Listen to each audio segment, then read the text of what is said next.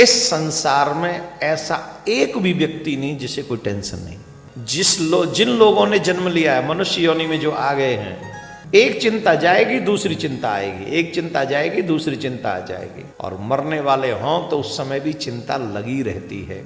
वही व्यक्ति इस जीवन में सफलता को प्राप्त कर सकता है जो परिस्थितियों से समझौता करता है। जो स्थितियां आपके जीवन में हैं उन स्थितियों को, उन परिस्थितियों से समझौता करो। किसी भी कठिन परिस्थिति में उन्होंने भगवान पर विश्वास नहीं छोड़ा।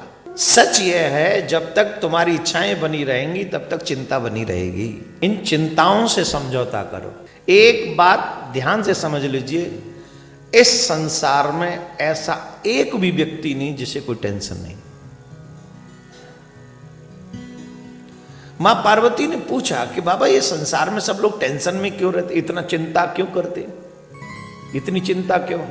बोले देवी, इस संसार में जिन लोगों ने जन्म लिया है मनुष्य योनि में जो आ गए हैं, चिंता रहित हो नहीं सकते। एक चिंता जाएगी दूसरी चिंता आएगी, एक चिंता जाएगी दूसरी चिंता आ जाएगी। बचपन की चिंता अलग टाइप की है, जवानी की चिंता अलग टाइप की है, बुढ़ापे की चिंता अलग टाइप की है, बीमारी की चिंता अलग टाइप की है, और मरने वाले हों तो उस समय भी चिंता लगी रहती है। इन चिंताओं का निवारण सिर्फ एक ही चीज का है कि चिंता तो आती और जाती। कभी ये मत सोचो कि जब मैं एकदम चिंता रहित हो जाऊंगा तब भगवान का भजन करूंगा या तब भगवान की भक्ति। ये गलत चीज है, हो ही नहीं पाएगा। कई लोग कहते हैं जब चिंता नहीं रहेगी ना तब आनंद लेंगे। तुम जीवन में कभी आनंद ले ही नहीं पाओगे। वही व्यक्ति इस जीवन में सफलता को प्राप्त कर सकता है जो परिस्थितियों से समझौता करता है।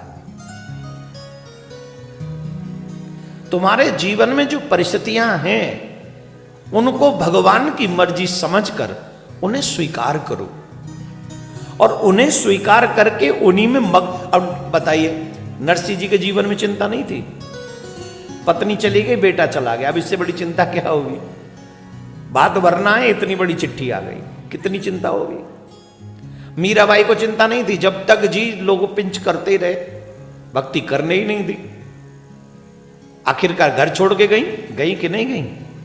जवाब दो। मुझे एक भक्त का, ध्रुव जी तो बने ही चिंता के मारे भक्त। मां ने वहां पकड़ी, नीचे उतार लिया, सौतेली मां ने, स्टेप मदर ने, चलो तुम नहीं बैठ सकते।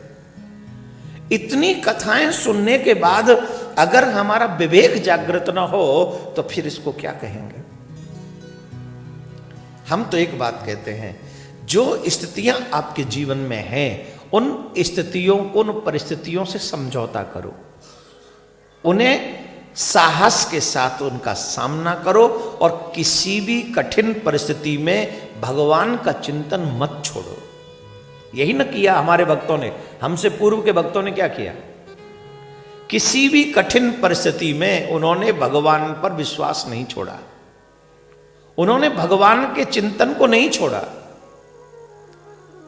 एक बात कंफर्म समझ लीजिए, संसार में ऐसा कोई व्यक्ति नहीं जिसको चिंता नहीं है। अलग अलग टाइप की हो सकती हैं चिंता, अलग अलग टाइप की हो सकती है, पर जो संसार में है चिंता उसको रहेगी। कितना आसान लगता है ना, चाह गई चिंता मिटी रहे बेपरवाह। चाह गई, जाती कहां है चाह? चाह ही तो चिंता क्रिएट कर रही है। चाह माने इच्छा, इसमें स्पष्ट है, चाह गई चिंता मिटी। जैसे ही तुम्हारी भावना, इच्छाएं खत्म हो जाएंगी, तुम्हारी चिंता खत्म हो जाएंगी, और इच्छा तब तक खत्म नहीं होगी जब तक मर न जाओ। तो जब तक इच्छाएं रहेंगी तब तक चिंता रहेगी। हाँ या ना? बोलो। अच्छा मुझे बता दो, बोले जब से हमने भक्ति करना प्रारंभ किया हमने इच्छा करना बंद कर दिया। बोलो कौन है ऐसा?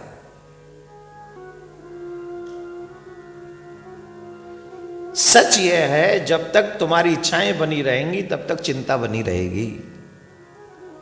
जिस दिन इच्छाओं का दमन कर लो, कथा सुनना और भगवान का होना एक ही मतलब है कि जिस दिन तुम सोचो अब नहीं चाहिए कुछ भी सिवाय तेरे, वो भी एक इच्छा ही है लेकिन वो सार्थक इच्छा है।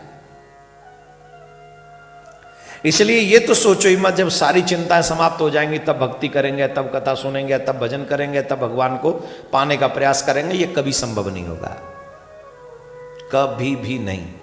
चिंताएं तो रहेंगी, इन चिंताओं से समझौता करो। एक गाना है ना, वो समझौता गमों से कर लो, जिंदगी में गम भी होते हैं। वही सच है। गम माने चिंता, चिंता माने गम माने दुख। तो चिंता जिंदगी में, ये जीवन में रहेंगे, लेकिन जो चीजें आज प्रेजेंट में है उसी के साथ भगवान का भजन करो, उसी के साथ समझौता करके ठाकुर की तरफ बढ़ते जाओ। संसार के कर्म सारे करो, नोट भी कमाओ, सपोर्ट भी कमाओ, और परिवार का भी पालन, कोई बुराई नहीं, कोई बुराई नहीं। लेकिन अपने बाप को मत भूलो। किसको मत भूलो?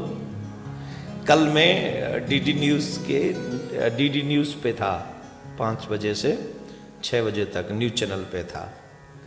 मुझे नहीं पता तुम लोग मुझ में इंटरेस्ट मतलब उस न्यूज़ व्यूज़ में इंटरेस्ट रखते हो कि नहीं, तो मैं था। तो वहाँ कल मुझे एक अन्य धर्म के गुरु ने कहा कि ये देश किसी के बाप का नहीं। मैंने कहा ये देश मेरे बाप का है और ये देश मेरा है।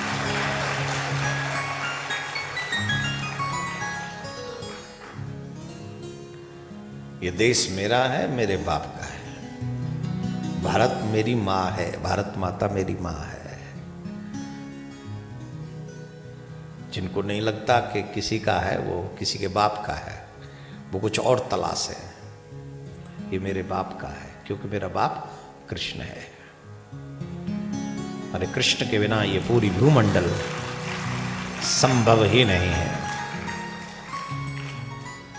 ये सच्ची में मैंने बोला था, ऐसे नहीं बोल रहा हूं मैं।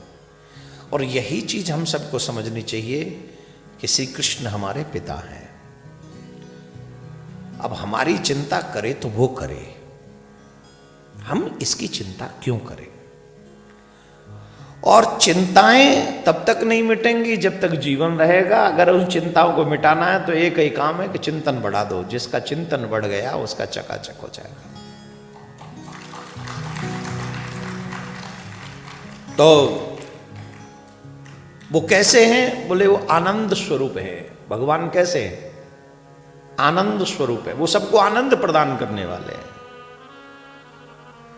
वो साधारण नहीं है। जैसे किसी दुखी व्यक्ति के पास जाके तुम बैठ भी जाओ तो वो तुम्हें सुख नहीं दे सकता। तुम कोई व्यक्ति ज्यादा दुखी रहता हो, उसके पास जाके बैठ जाओ, वो तुम्हें क्या देगा? इतनी इतनी सैड स्टोरी सुना देगा कि तुम अच्छे खासे गए डिप्रेशन में आ जाओ। वो नेगेटिव ही बोलेगा, वो सैड स्टोरी सुनाएगा तुम्हें। और किसी आनंद वाले व्यक्ति के पास चले गए तो जो जिसका स्माइली फेस है, हमेशा खुश रहता है, जो जीवन में बीत रहा है उसकी परवाह नहीं करता है, बस आनंद में रहता है, तो वो क्या देगा तुम्हें? वो तुम्हें आनंद ही देगा।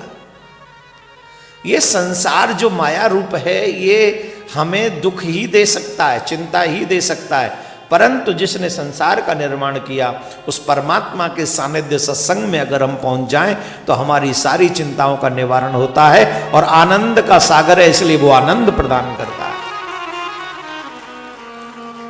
वो आनंद का सागर है ना, इसलिए वो आनंद देता है हम सबको। इसमें संशय नहीं है।